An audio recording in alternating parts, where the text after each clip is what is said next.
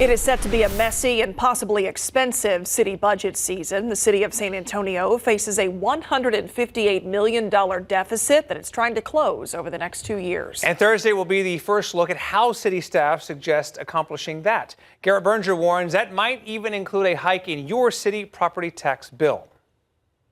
There's a web of considerations in the upcoming budget talks. With a $158 million gap to close, cuts are likely coming, no matter what else San Antonio does. The city hasn't put out a full list of what could be on the chopping block. We're going to have to reduce our expenses, and it will have impacts. The city manager has also pushed the possibility of raising the property tax rate for the first time in more than 3 decades.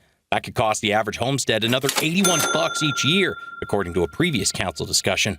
Some council members, though, are already dead set against it. It's just a Band-Aid to get us through the next couple of years. It doesn't solve the problem. And over on the side, Mayor Gina Ortiz-Jones has been throwing out her own ideas, like asking business, foundation, and philanthropic leaders to fund some outside agency contracts for the next few years, and pushing to ask voters to redirect a big chunk of money currently dedicated to the Ready to Work job training program to potentially free up room in the budget.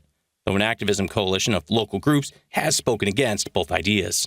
Not a single penny is needed to be removed from Ready to Work, nor do we have to eliminate any funding to our delegate agencies. Thursday will be the first full look at what city staff suggest, but the council won't pass a final spending plan and tax rate until next month. Adding to the whirlwind of all these budget issues is the mayor calling for another vote on funding a new Spurs arena. Now, last November, you may remember that Bexar County voters approved the county's share of funding. But the mayor believes that city voters should have the ability to vote again on the separate city share. Now, it doesn't appear that she has the votes necessary on council to actually get this onto the ballot. Nevertheless, she is hosting a series of listening sessions in the community, including one here today at the Norm Oil Community Center. That's going to be popping up here at 6:30. All right, so Garrett, let's ask this here. Does that question actually affect the city budget and ultimately closing that $158 million deficit?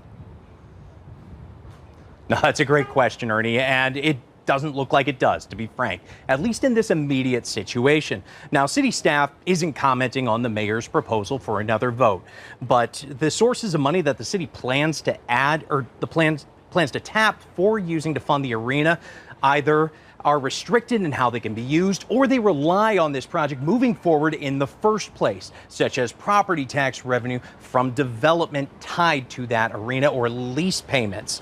And though she has brought it up against the backdrop of this city budget crunch, the mayor stressed to us that she has not said that the money for the arena funding could close that budget gap.